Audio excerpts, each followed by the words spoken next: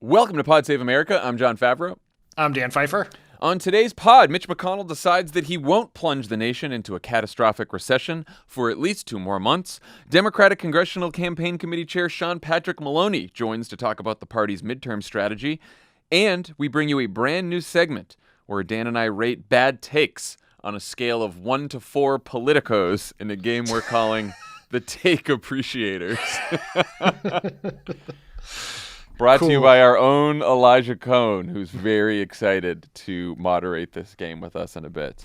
Let's get to the news. I can't think of any dumber fights with bigger consequences in Congress than a fight over the debt ceiling. Again, lifting the debt ceiling doesn't cost any money. It doesn't add any debt. It merely allows the government to pay the bills that Congress has already racked up. But if Congress doesn't lift the debt ceiling, the United States government would default on its debt, causing a global economic meltdown. For weeks, Senate Republicans have been filibustering Democrats' attempt to lift the debt ceiling, but with just 2 weeks to go until default, Mitch McConnell made an offer on Wednesday to drop the filibuster and let Democrats raise the debt ceiling, but only until December 3rd, which also happens to be the day the government runs out of money again. And of course, Schumer accepted the deal today. They announced that this deal is going to go through. Democrats are saying that McConnell blinked and are calling this a victory. What do you think, Dan? I think we learned a very important piece of information this week, which is that Mitch McConnell has eyelids. Just otherwise, just sort of an undead soul staring and a grim reaper just sort of staring into your eyes, kind of thing. Yes. My favorite relatively unfunny joke is when people say on Twitter, how does Mitch McConnell sleep at night? And I always say he sleeps during the day hanging upside down, but that is not funny. That's right. Yeah, he 100% blinked, right? And to the credit of Senate Democrats, I think we can talk about why. It's temporary relief, but everyone said, every Capitol Hill reporter who loves to just write Mitch McConnell's talking points in the form of articles, mostly held in Politico, but not just Politico, said he would never blink, and he 100% blinked. I'll argue the other side just because why not? Because you love Mitch. Team Mitch! Cocaine Mitch! It's clearly, look, it is clear. I'll give you the benefits of the blink, right? So we get 2 more months. In those 2 more months that we get until the government potentially defaults, Democrats get to hopefully finish negotiations over Build Back Better, pass the bipartisan infrastructure bill, pass everything without the threat of default or an actual default, even worse, hanging over them. So in that sense, Democrats are quite happy that they get to do this for 2 more months. But aren't we just in the same exact place in another 2 months?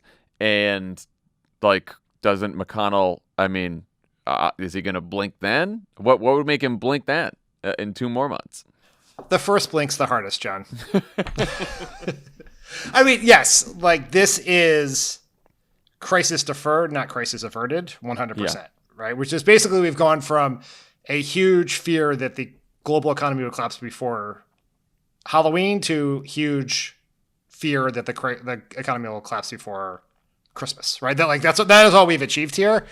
But I think that buried in this is a real admission of weakness from McConnell. And this whole time, no one pretends to be strong to hide weakness better than McConnell. And I'm not saying McConnell is weak in the sense that if we just give enough money to Amy McGrath again, we'll defeat him in 2026, or he's going to be deposed by Josh Hawley or Ted Cruz. He benefits from the fact that the senators on his far right flank have never had a single friend in their life, so they're not likely to persuade a majority of their colleagues to ditch him. But he is weak because the most influential member of his party hates him, wants to depose him, attacks him in statements that we only see when certain reporters tweet them out. The senators who hope to run for president know that they strengthen their hand by doing so by bucking McConnell. And McConnell is incredibly unpopular. And not unpopular in the way most congressional leaders are, where it's they're liked by their party, but disliked by independents and the other party. Mitch McConnell's approval rating in the most recent Politico Morning Consult poll is 7 points underwater with Trump 2020 voters. He has no juice in the situation, and that is why he pushed Democrats towards debt. And that's why he pushed Democrats to budget reconciliation, because every path that doesn't include budget reconciliation of Democrats doing it without him ends up with him looking really weak and further inflaming a base that is trying to defeat his candidates in 2022. Do you understand this reconciliation thing? Because it's one thing I didn't mention in the intro because it is quite complicated, but like, why don't Democrats want to lift the debt ceiling on their own through reconciliation, and why do Republicans want them to so badly? Well, I'm not saying these are good reasons on either side, to be very clear. But the main reason is that if you deal with the debt ceiling through regular order, you can suspend it to a date. You can say we're going to suspend dealing with this until January 1st, 2023, or January 3rd, 2087, right? If you do it through budget reconciliation, because of the very stupid rules of budget reconciliation, you can only lift it by a certain dollar amount. Democrats fear that by lifting it to a certain dollar amount, it is opening them up to additional attack ads. Mitch McConnell is telling reporters, or his aides are winking and nodding at reporters, that is the brilliance of his plan, is he is going to make Democrats take this vote so they can run ads against Mark Kelly, Raphael Warnock, Maggie Hassan, whoever else. That is what is happening here. The reason I think Mitch McConnell really wants it, because that's a stupid fucking reason. It's so stupid. I just have to. It is this. It's the stupidest thing. It's one of the stupidest things I've ever heard. And we've had a lot of stupid things on this show that we've had to talk about for the last several years.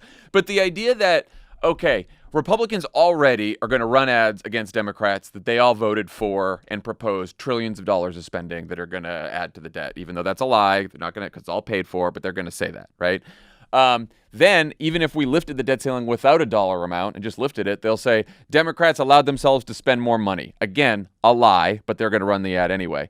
What the fuck is the difference if they can put a dollar amount on it when they already have trillions of dollars of spending that they're going to run ads on? I wouldn't be afraid of it. I wouldn't be excited about it if I was Republicans. I wouldn't be afraid of it if I was Democrats. I think both sides thinking about the number that you lift the debt ceiling to is the stupidest fucking...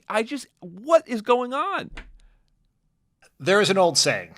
And when I say it's an old saying, I'm saying it is something that I started saying 10 years ago, and no one has picked up since then. But the only people who believe Republican talking points are Democratic members of Congress. So that is what is going on here. And it is like, it makes no sense, but just because it doesn't make sense doesn't mean that Democrats don't believe it. But the reason McConnell wants to do it, which is I want to explain how this can work. So if the Democrats refuse to do it through budget reconciliation, we have three options. Default. That seems not good for anyone. Correct. Right? Like, probably worse for Democrats, but not necessarily good for Republicans either. Correct. Option two is the Republicans agree to Schumer's request, which is Schumer saying, I don't want any of your votes. Not one of you has to vote for this. Just waive the filibuster and let us, all 50 Democrats, vote for it. They've already told me they're going to do it. You guys can all vote no. You can run your ad saying you voted no, whatever. The problem for McConnell is any single senator can block that unanimous consent request. And he does not have the juice to keep Josh Hawley, Ted Cruz, Rand Paul in line to a seat to that. So the other option is for 10 Republican senators to cross party lines, theoretically buck McConnell and make him look weak, further inflame Trump and the MAGA base, and make them angry at the Senate Republicans. So he doesn't want to do one, he can't do two, and three makes him look bad. So his only option is to tell Democrats, you go do it all on your own. All my people can vote for it. None of my people can stop you. Go do it. Here's where it's challenging for Democrats. When McConnell and the Republicans said Democrats should do it alone through reconciliation, Democrats not only said, no, we're not going to do that because, we're afraid of your very scary attack ad about this. They also said, look, we don't have time. It's 2 weeks. We're going to default. Reconciliation is a very long process. It's drawn out. There's these fucking vote-a-ramas. we have to take all these votes. We don't know that we're going to have the time to do this. Now McConnell's saying, I'm giving you 2 months. You can no longer use the excuse that you don't have time to lift the debt ceiling through reconciliation on your own. You can absolutely do that in 2 months. And by the way, that's what Joe Manchin wants you to do. And you need his vote. And he doesn't want to get rid of the filibuster, he told me, to let you just vote to lift the debt ceiling on your own. So now reporters are going to say, why won't Democrats do it the reconciliation? They have 2 months.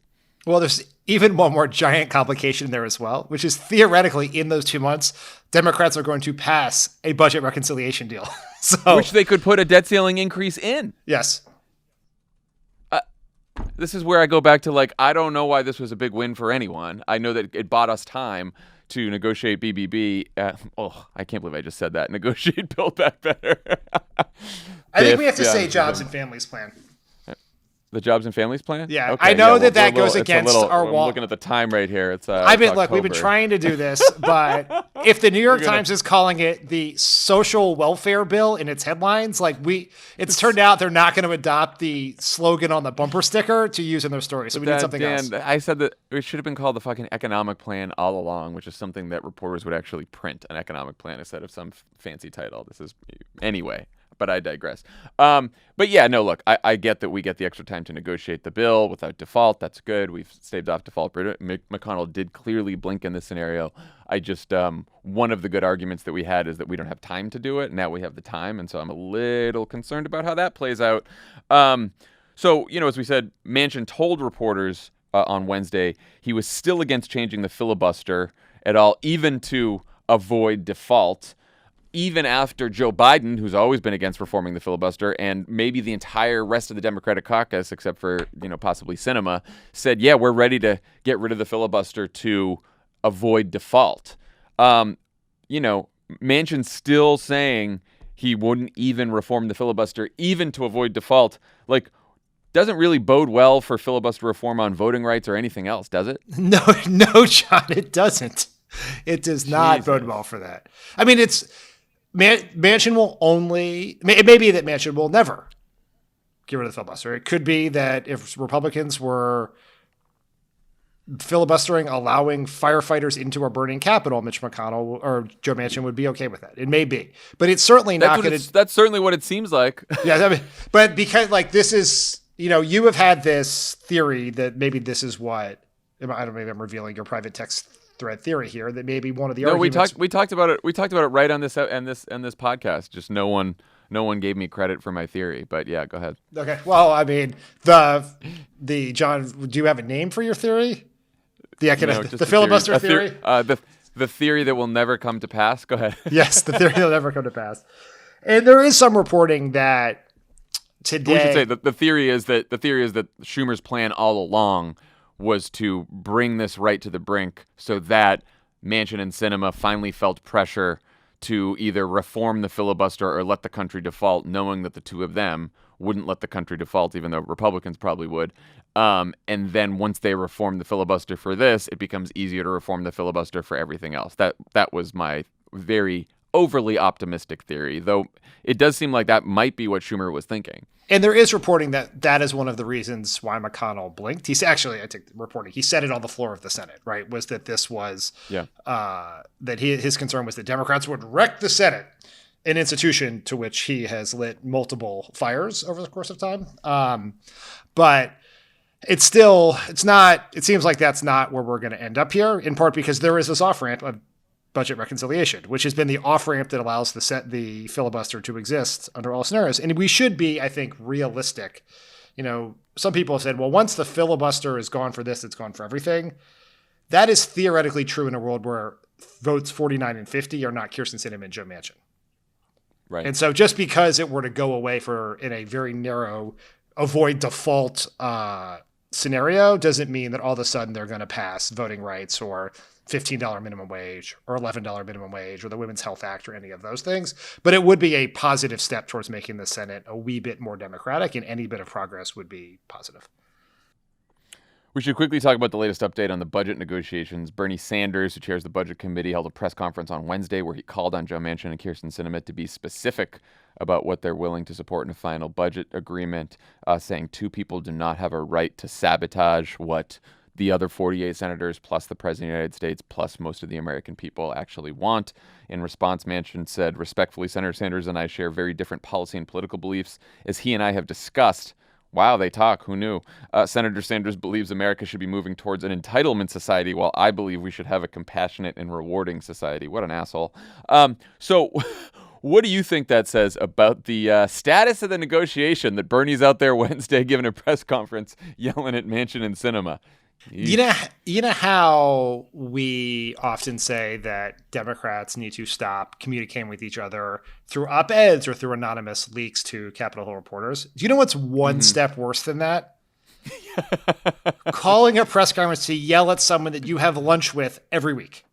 He yelled at him on Wednesday. They had lunch together on Tuesday. Like,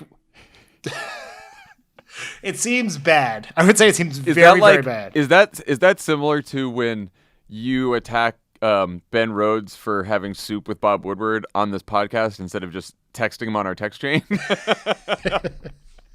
Similar, but I have not seen Ben Rhodes in person in a year and a half. So if we had had lunch on Tuesday, I would have mentioned it. It gets me a little worried because I kind of thought that there's a lot of other reports that say that Democrats are actually narrowing their differences right now, which I do think overall that's where it's headed. But I am guessing that if you're Bernie Sanders and you thought that $3.5 trillion was the compromise, which it was, and now Manchin is still saying 1.5, 1.5, 1.5, and he won't even go above that a little bit, yeah, I'd probably be pretty pissed at that point too. Yeah, I mean, I'm sure Bernie has every right to be pissed. Just if you look at the long arc of Bernie's career, he has never played this role on a core policy priority, right? He did not say, "Oh, you want the Affordable Care Act? I am." And no one else will vote for it. Well, I demand Medicare for all, right? He did not do that, right? He pointed this out at the press conference on Wednesday. He said, I could have gone to Joe Biden and said, you're not going to include Medicare for all in this budget reconciliation, then I'm going to vote it down. He could have done that. He didn't do it. He's been playing really well. Very practical, very pragmatic, Bernie Sanders, this whole time. So have all the progressives. So it really sucks, but it goes back to the point we've made a bunch, which is the reason that I think some of these centrists have more leverage is that they have made it clear that they're fine walking away with nothing, even walking away without the bipartisan infrastructure bill that they love so much that they negotiated. They seem like they would rather, some of them, seem like they would rather let that die than go with a bigger proposal that has more policies that would help more people, which is really fucking unfortunate, but exactly where we are. Yeah, it's depressing in that sense. Politico reported yesterday that the White House is leaning towards keeping most proposals in the bill, but spending less money on each for a shorter period of time. What do you think of that strategy? I think it's probably a mistake. I understand why you're doing that because you guys made this point on Monday, which is you can lose no votes. And so if you cut this thing out, all of a sudden these members say, elder care is incredibly important to us. It's our signature priority. It's the last chance to do this. And it's not in the bill. Well, you don't have my vote. So I understand from a purely legislative wrangling perspective, that probably makes passage easier. From a substantive impact, political impact in 2022 and beyond, I think that is a mistake. And as always, as a general rule in life, no choice is never the right choice, right? So like if you spend it, sort of just spreading the limited amount of money around in so broadly that it's going to have very limited impact on people is going to make these policies mean less to more people. And we're already seeing how hard it is in some of the polling on the child tax credit and other things to get people to view this as a policy that should continue, that is incredibly impactful, that is an argument for electing Democrats. And so, and the thing that I think drives all of this is what does it do to the climate spending? Because that to me is more important than anything else, because there's not the reasons that it may be the last chance for a while, at least, for childcare or child tax credit, all these other things has to do with the political environment. Climate change has to do with the planet, right? And there may not, time is ticking there. What do you think? I think the climate is the exception, in that, Congresswoman Jayapal has said this before, that they still want 10-year funding on climate change because it doesn't work to do this for a couple of years. It's got to be permanent. So I think that's the major exception. Though again, that's going to be determined by whether Joe Manchin wants like a real clean energy standard that actually punishes polluters or makes polluters pay, and not just one that rewards companies that are transitioning to clean energy, which wouldn't have the same punch. I think on everything else, look, if you, as Joe Manchin wants to do, start means testing a lot of these proposals so that a lot of people who are working class, middle class don't get the benefits, then I agree with you that it's a huge problem. But if you're saying on a lot of these proposals, let's do more proposals for 2 years or 3 years or 4 years as opposed to 10 years, but make sure we get all the proposals in there, or as many as we can, then I think you're actually delivering benefits to more people across more policy proposals and more programs over a shorter period of time. And that actually will have more of an impact on people ahead of the 2022 midterm. So let's say you do paid family leave and helping people attend community college and a child tax credit, and you're expanding Medicare benefits to cover dental and hearing. And all of these things aren't going to last now 10 years, but they're going to be funded for 3 years or 4 years. That's a lot more people, different groups of people who are going to feel the benefits of this legislation than if you say just child tax credit, which only goes to people with children. You see what I'm saying? So Yeah, I do. think That's why I actually, just from a pure, I don't necessarily know that that's good policy to have all these cliffs on programs that are going to run out in 4 years. But politically, if you're the White House and the Democratic Party and you want more people to feel the benefits of the legislation you're passing soon before the midterms, that might be one way to do it. I guess the nuance to my position would be, I do not mind the cliffs from a political perspective. If you could nearly fully fund all these things for 2 years or 3 years or 4 years, I would pick probably, if these things expired in 2025, let's deal with that. Exactly. Or maybe 2023 is better from a political imperative to get it done. But either way, the cliff doesn't bother me. There's always going to be a cliff. That is, unfortunately, it's the only way our Congress can operate now. It's more about how much benefit it is, by funding everything, do you have to only do the length of the program, or do you also have to cut down on the number of people who receive it and how much they receive, right? Does the subsidy go down to the point where it is not significant enough, or the number of people who get it, or the number of people who are angry about not getting it so high that it outweighs it? Like, this is people much smarter and more substantive than us will figure that out, but that's the issue. I completely agree with you on that. All right, when we come back, we will talk to the chair of the Democratic Congressional Campaign Committee, Sean Patrick Maloney. Thanks to Republican gerrymandering, new voter suppression laws, and a 3-vote margin in the House, Democrats have quite a challenge when it comes to holding the majority in 2022. Leading them into battle is the chairman of the Democratic Congressional Campaign Committee, Representative Sean Patrick Maloney of New York. Congressman, thanks for joining us. My pleasure. Last time a president's party didn't lose seats in a midterm was 20 years ago. Why did you want this job? Are you crazy? Are you a glutton for punishment? What's going on? I get that question a lot. Look, you guys know, what's at stake. This is the most important election I've ever lived through. I don't think the stakes could be higher. We got to win because there's some dangerous, reckless people on the other side. And we're doing historic work that will create a whole new generation of prosperity that, for the first time in our history, is truly inclusive. So I describe it as building a bridge to the future. And it's not easy doing that. And give the president credit for leading on that. And I'm proud to be a part of that effort of maintaining the political capacity to get it done. Seems like we're going to need a much bigger infrastructure package to build that bridge. That's something that I'm thinking of here. Well, great joke. Great joke. He's hilarious, isn't he? But I have plenty of Biff jokes if you want those too. I just that's what I've been reduced to here. But it is a bridge to somewhere, right? It is a bridge to the future. And kidding aside, look, we're the party of John Lewis, right? And sometimes when you march across the bridge to the future, there's people trying to stop you, and we shouldn't be surprised that it's hard. But I do think we're getting there. And if you look at what's going on, I know there's been some twisted metal and broken glass, and it's been great for cable news business models. But the truth is that we are moving methodically toward two historic pieces of legislation that are going to make a big difference. You reportedly told House Democrats in August that if the midterm election were held then, they'd lose the majority. Do you still think that if the election were held today? Well, that was August. So the good news and September was awesome. September was really awesome. Things have only gotten more amazing since. There's only one more August between now and the election. So really, no, look, I know that that's been reported widely. I think what I was relaying, first of all, was that we weren't going to sugarcoat stuff, that we were going to give people the accurate information of our best understanding of where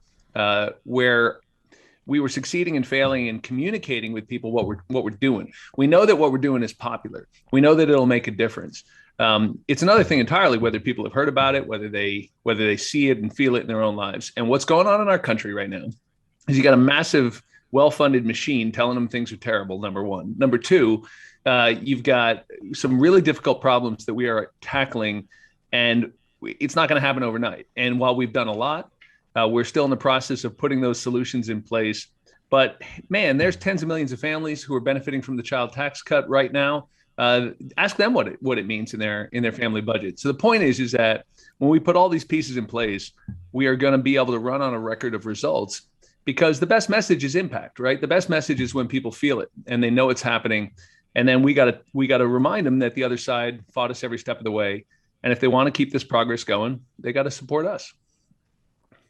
Congressman, in 2020, Democrats took the White House, took the Senate, but the House was a surprising disappointment. Most people expected us to gain seats. We lost seats. You've gone back and looked at those races. What lessons did you learn about what went wrong with our strategy then? And what are you doing in 2022 to adjust for that? I think the biggest thing people miss about the 2020 election is they think it was some big message contest. And the messages are important, don't get me wrong. But fundamentally, what Trump succeeded in doing was bringing out a large number of low propensity voters. And they beat us in pretty much every category of voter in terms of their likelihood to vote. And what that means is when you're flooding the polls with your voters, your message looks a lot better, right? Warren Buffett jokes that you find out who's skinny dipping when the tide goes out, right? Well, everybody looks brilliant in their political messaging when their voters come in. And so I think it was a 10-foot wall and Trump's turnout gave him a 7-foot ladder is my argument to you. And I think the data supports it. Doesn't mean the message doesn't matter. It does. But if you look nationally, we actually beat him by 4.7 million votes in House races. And lost seats, right? So that tells you what kind of districts we're running in, number one, right? But it also tells you that they are not persuading a majority of the American people with their messaging. So I think what we've got to do is we've got to project into what I believe will be a low turnout cycle, the kind of massive investments in field and community engagement that we have not done successfully in the past. We're doing that right now, and we need to make absolutely sure that we confront their distortions and lies and win that message war, but that we also have a substantive record of results to run on. But I really believe that the most important investments we're making right now and earlier than ever are on mobilization, community engagement, voter registration, getting on the ground. And I've told my people, if we have to be in moon suits, we are going to be knocking on doors. We're going to do it safely and responsibly, but we are going to own the ground. I mean, I 100% agree with your assessment about the impact that Trump's turnout had, but his turnout is also tied to his message, right? He had a message that was, I think utter bullshit, but fear-inducing about who Democrats are, right? He called your colleagues, police defunding, socialist, Antifa, et cetera. And that message, at least by some measures, broke through in some way. So that process is already beginning this time. What advice are you giving to your frontline members or your top challengers on how to navigate the well-funded machine that you talked about that is pushing these messages out at a very alarming rate? Right. I'm not quibbling with what you're saying, but I think there's an important gloss on that, which is that you've got to ask yourself whether the Trump message works without the messenger, whether you can get those voters out without the messenger, right? In other words, was it defunding the police or socialism, those lies they told about us that motivated their voters, or was it Trump? I mean, you guys worked for a president who had the same effect on our low propensity voters, right? You had a bunch of people who came out for Barack Obama. And, there was a lot of good messaging there, and there was a lot of good things we were pushing and saying. But really, he was this enormous, accelerant to our turnout machine. And so I do think if the Republicans are trying to do toxic Trump messaging and branding in suburban swing districts, they better ask themselves whether that message turns out voters or whether it was Trump. But so what I'm telling my people is you gotta tell them what we're doing because it's popular. We got to get it done. To do that, we got to stick together, right? And you got to remind them the other side is for insurrection when we're trying to do infrastructure, and therefore they're for fighting when we're trying to fix problems.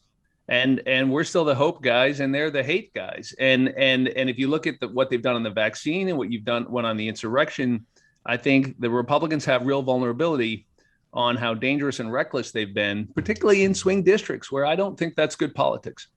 I mean, Trump is definitely not on the ballot this time, but Joe Biden isn't either. Do you have how are we going to turn our voters out? Because to succeed in this midterm, we're going to have to reduce the number of the typical drop-off voters between presidentials and midterms. Totally right. And that's why I think you've got to resource it, and everything else is kind of hoping for the best. And so what we're doing at the DCCC is I've got, dozens of people already working in the field at a senior level, community organizers, organizing directors, people who are on the ground a year earlier than they normally would be, layering in with those campaigns, working with cultural competence, and this is important in communities of color and in different communities, and not seeing all Latino communities as a monolith, or not seeing all types of subgroups within the Democratic coalition as the same, but doing it with some nuance and some savvy, and doing it early, and so that we don't just show up before the election. And so you got to put a bunch of money behind that. And you've got to, I think, shatter the conventional thinking that we need to pinch pennies all the way up to the last couple of months and then burn bags of money on TV. I don't think that works that well. I think that the ROI on early investments in field and in organizing, voter registration, community engagement have been undervalued. And I think that we also have some work to do on getting our media mix right, on doing better digital and doing better social, not just TV. But on the off here, there's two big things you're doing. You're achieving substantive results with the opportunity you've been given. I think we're doing that. I give the president a lot of credit for going big, and we're getting it done. And you organize. You get out there and you own the ground, and you do it early. Your counterpart at the Democratic Governors Association, New Mexico Governor Michelle Lujan Grisham, said that the midterms will be a referendum on the pandemic. Do you agree with that? In some ways, you bet. I think that you got to grow this economy and end the pandemic. That's on us. It's not fair. It's not easy. But the president has tackled a bunch of hard things, from ending a 20-year war to tackling a global pandemic, to growing this American economy, to really rebalancing for the first time in decades the opportunity for stability and wealth creation that working and middle class families have versus the very rich. We're doing the most important work for I think, for the economic threads that hold together our democracy since the New Deal, certainly since the Great Society. And we're this close. And if we get it done, then I think the race we're in is finding out whether people give a shit, whether we've told them or not, whether it's actually impacting their lives. I mean, you guys saw this movie with the Affordable Care Act, right? Everybody loves it now, but it took years to convince people why it was so important and why it would make such a critical difference in their lives. We have an advantage, which is that the changes we're making are more immediate. Child tax cut. I think you'll see this in lowering people's health insurance premiums, expanding Medicaid coverage, and even things that will take a little longer, but that are really important, like universal pre-K, paid family medical leave, universal community college.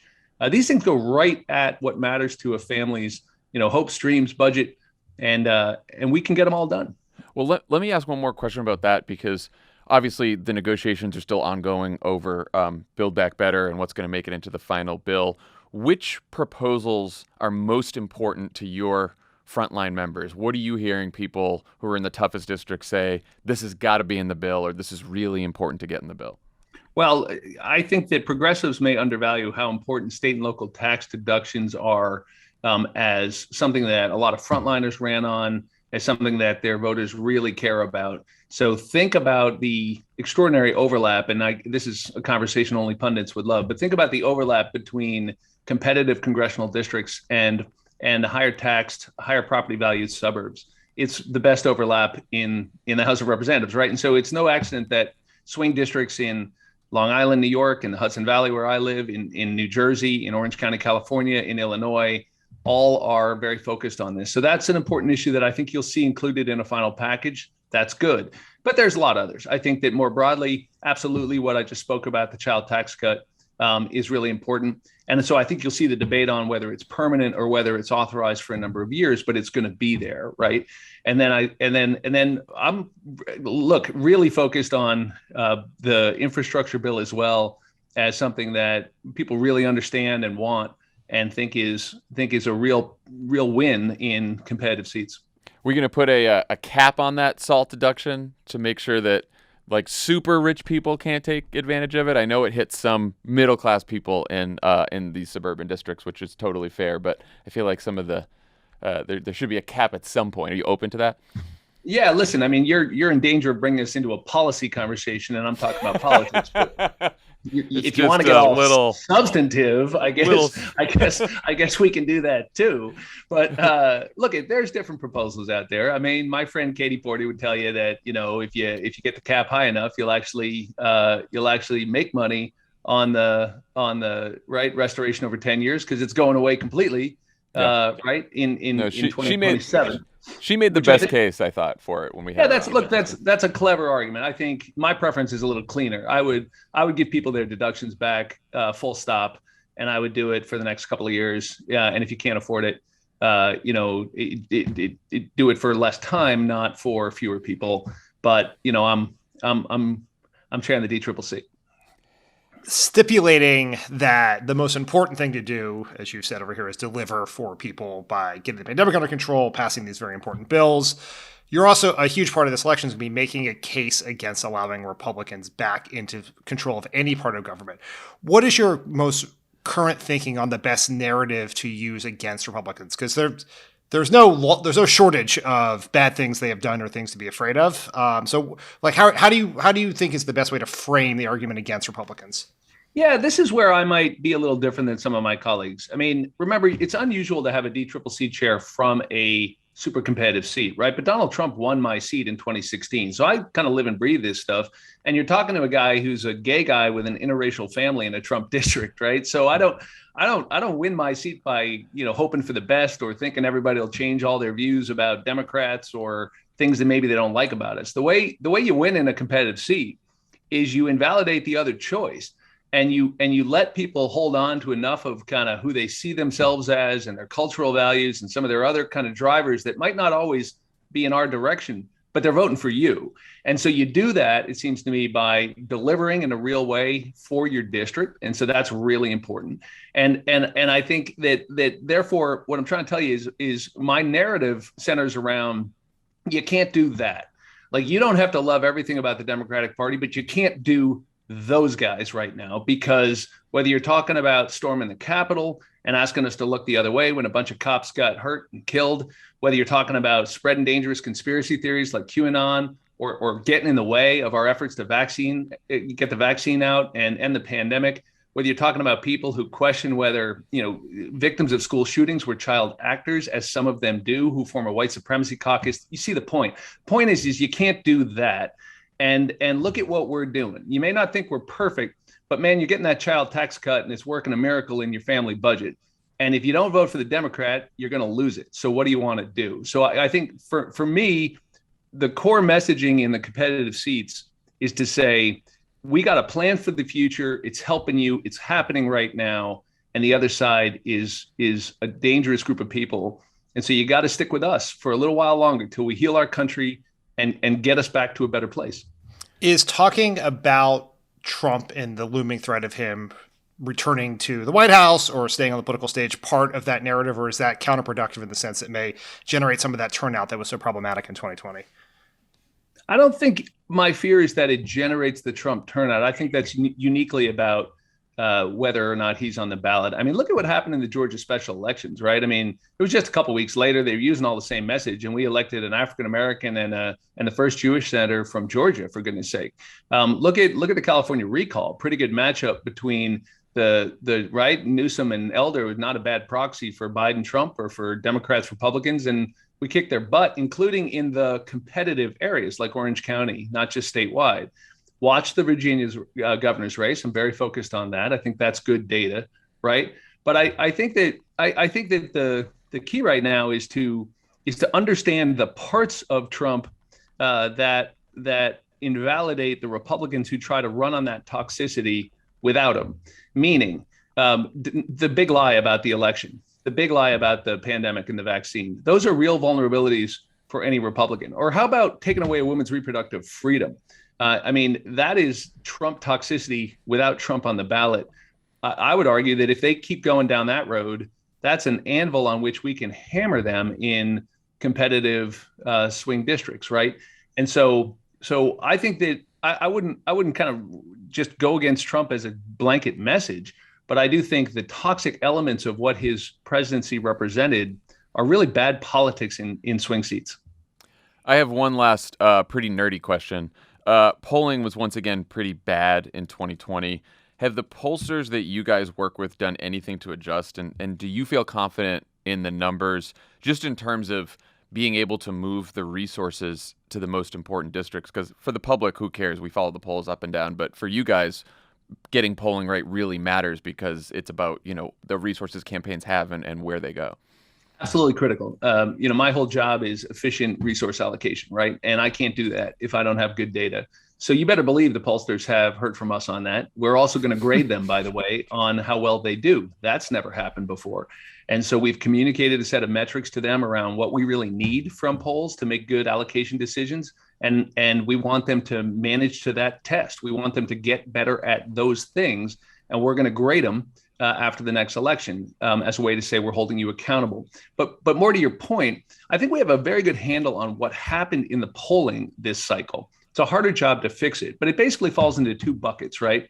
We saw a little of this in 2016, by the way. We thought it corrected in 2018. It did as a practical matter, but not in a way that set us up well for 2020. Here's what happened. What happened is that you've got a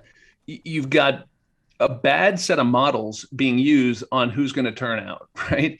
Mm-hmm. And when you get your model wrong, because people assume polls are just about kind of tallying up right what people tell you, but they're really about guessing right who's going to show up in the election, right? Yeah.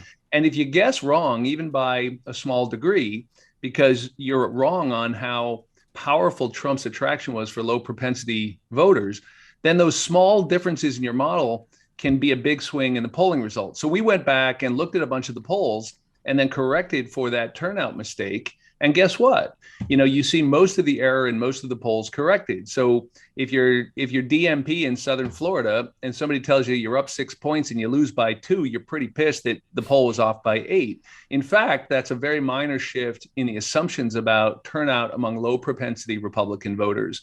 You correct for that, you see the poll come back in line. There's a second problem, which is that it's a sloppy way to say it, but basically Trump people don't like to talk to pollsters, right? And so even if you're getting your and we've known this for a while, the fancy term is non-response bias. And what it means is that you think you got the right demographics in your poll, but there's something about, for example, your high school educated white guys, they aren't the right high school educated white guys. They're the ones that are picking up the phone talking to a pollster. And we've seen that skew the results a little bit. And you put those two things together, you get about 95% of the polling error in 2020. Some of that will correct naturally without that kind of Trump surge in turnout. But a lot of it also requires some work. And we're pretty confident that we've got a pretty good beat on it. Our data was really good. Like we ran some tests in like the special election in New Mexico where Melanie Stansbury kicked butt. And our data was pretty good on that race. So I can't tell you we've wrestled everything to the ground. Remember, polling has some problems of its own because nobody answers their phone anymore and talks to a pollster. So that just the general response rates have come way down from say 20 years ago. So we're also elevating qualitative metrics, more focus groups. There's a bunch of new technologies you can use that are better than traditional polling. So there's a lot of work to do, but I hope that's not too expansive an answer. But we really are focused on it. No, it's great. It does seem like the optimistic scenario for 2022 is that the sort of college-educated voters who came out in 2018, many for the first time, to vote for Democrats, continue to turn out in 2022, even without Trump on the ballot, and yet the low propensity voters who turned out for Trump in 2020 don't show up in 2022. Is that what you guys are thinking? I think that's such an interesting point. I think that's a hypothesis. I tend to share it, yes. And it's an interesting way of saying we're kind of switching voters. For a long time, it was that the more reliable voters were Republican voters in midterms. It may be the opposite, right? It may be that those low propensity voters who turned out for Trump are actually not reliable voters in a midterm. And our surge among college-educated voters means we have a more stable group of voters who will turn out. But it's not going to stop me from piling resources into the efforts to win the ground and to do, the kind of community engagement and mobilization I think we really need to do. But here's hoping, yeah. Congressman Sean Patrick Maloney, thank you so much for joining us. Come on again soon and let us know what you're hearing on the ground. Hey, happy to do it. Thank you, guys. All right, before we go, Crooked's own digital guru, Elijah Cohn, has a brand new game called Take Appreciators that we're going to try. Elijah, take it away. All right. Hi, guys. Welcome to the Take Appreciators. It's great to be here. I'm going to share some notably bad punditry with you. The producers have seen these takes. Jon and Dan have not. They will give their reactions in real time and then rate them on a scale of 1 to 4 Politicos. Bear with us as we work out the kinks of this game in real time. Jon and Dan, are you ready? Ready as I'll ever be. I don't know. Let's find out. All right, the first one is a banger. This piece in the Daily Beast titled, Kyrsten Sinema and Liz Cheney are America's best and bravest politicians. Here's a quote. You can't lobby or intimidate them because it's impossible to push or mock someone with that level of confidence. Indifference is the ultimate form of power. Can I get an author on this? Yeah. Matt Lewis. You know what? If you had given me a multiple choice of people likely to have made that take, Matt Lewis would have been high on the list. What was the last sentence of the take, Elijah? Indifference is the ultimate form of power. Oh my God. I don't even know. I want to go back to the, the take itself was pretty bad. The headline is really what got me going, that Liz Cheney and Kyrsten Sinema together are America's heroes, because it is heroic if you're Kyrsten Sinema to, I don't know, say nothing about what you believe, not reflect the will of your constituents, and what the fuck is heroic about that? I guess what's heroic to Matt Lewis is that they're both doing things that Matt Lewis likes. Elijah did not read the subtitle of that article, which I believe is accepting invitations to DC cocktail parties, whether hosted by Democrats or Republicans. It's like tattooing both sides on your forehead and walking out in public. Like, what? Yeah. I guess we should probably rate this take. Like, yes, it definitely bothered me, but it is a very, I'm Matt Lewis, here's my beliefs. I'm a never Trumper, but I'm still pretty Republican in a lot of other ways. So this is my sweet spot. I like Kyrsten Sinema and Liz Cheney. Like, it's not like I will appreciate the take, but I won't. I've seen worse takes, so I'm gonna give it 2 Politicos. I'm gonna give it 1 Politico. Like in the slam dunk contest, you never give out your highest scores in the first round, so you see what else is coming. That's really smart. That's really smart. All right, we're off. Number 2, this piece in the Washington Post titled, Protest Kyrsten Sinema all you want, but have some decency while doing it. Wait a minute. Wait, I think I just heard something. Red hen. Civility alert. Red hen. Civility alert. Paging Chuck Todd. Paging Chuck Todd. Tip O'Neill. Ronald Reagan. You are needed with a bourbon in the West Wing. Red hen. Red hen. Red hen. My favorite part of that is how long Tommy went and just continue to offer more content in the middle of the civility alert. I really appreciate that. It's brilliant. So here's a highlight from that article. Quote, many of the Capitol rioters on January 6th have basically said that they lost their minds in the melee. Who's to say that the next inflamed progressives who confront Sinema won't be wielding a club or something worse to compel her obedience? Your thoughts? Okay, that, can I? I was gonna say, yeah, I was gonna. Yeah, guess you too. guess first. You guess first. Is it former Bush speechwriter Mark Thiessen? It is not. Is it former Bush speechwriter Michael Gerson? It is not. Okay, I got one last guess. Okay. Kathleen Parker. No, over 3. It's Henry Olsen. That's not a person who exists. You made that up. Look, comparing the people that yelled at Kyrsten Sinema in the bathroom to the people who violently attacked Congress in order to overturn a free and fair election, that gets fucking 3 Politicos from me. Absolutely, 3 Politicos. Yeah, three Politicos as well. And also, I will say, it's how little attention we paid to the Washington Post op-ed page that we all guessed people who we didn't guess anyone who didn't start working there after 2010, basically. Yeah, I don't know. I don't really know who Henry Olsen is. He's just like someone whose name I see once in a while next to a take that pisses me off, and which will continue. All right. Well, moving on, a third Kyrsten Sinema take here from the Wall Street Journal. This one titled, Kyrsten Sinema, the Bad Maverick. This highlight is short and sweet. It's just a simple question that opens the article. Quote, is Kyrsten Sinema the Democrats' John McCain? Is she? You know what? Lazy take. Lazy bad take. Everyone's talking about Kyrsten Sinema being the next fucking John McCain, blah, blah, blah.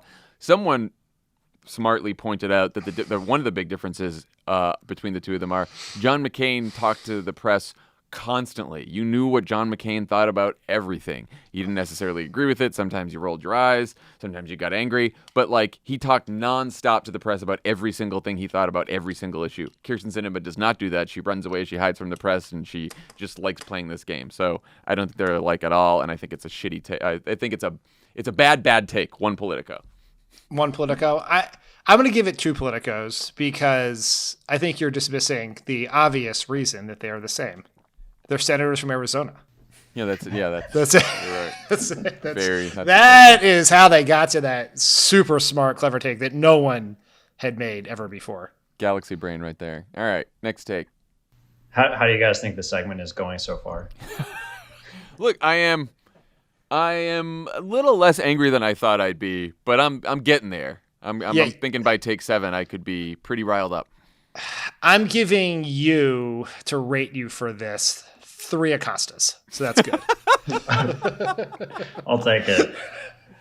All right. Well, maybe this one will get y'all going here. Also from the Wall Street Journal, Democrats destroy political norms to save themselves. So this is a piece about our loss of faith in our democracy and threats to the election, overturning elections. Quote, this narrative of continuing constitutional crisis for which only Republicans are to blame is convenient political cover for Democrats. Until those on the other side acknowledge their own role in undermining democratic legitimacy, the crisis will only deepen. What political norms have we violated that are equivalent to storming the fucking Capitol and overturning an election? Bathrooms. Some protesters, stupidly, but follow Kyrsten Sinema to the bathroom. Did you miss take 1 or whatever that was? What is it? Yeah, is this? Elijah? Can you tell us what the norms they're referring to are? The Russia investigation. Is this a Kim Strassel? Gerard Baker. Oh, the Baker, the former editor of the paper. That's a pretty bad take. That's getting 3 Politicos for me. I'm gonna give it 2. I'm hesitant to give out the 4 yet because we just don't know what the ceiling of this is, and I think you really got to earn it. But what that column is to me is how Gerard Baker explains his support of Trump to his children. That's what I think that is. Yeah, it's tough. I haven't given out 4 yet either. It's because we haven't heard from Chris Cillizza, we haven't heard from Playbook, we haven't heard from Axios. There's a lot of stars out there in the bad take world that have just that haven't popped up yet. So yeah, that one had norms and both sides. I figured y'all would like that one. Okay. Here's one from Playbook itself. on the here we filibuster carve-out. Quote, one note of caution for Dems.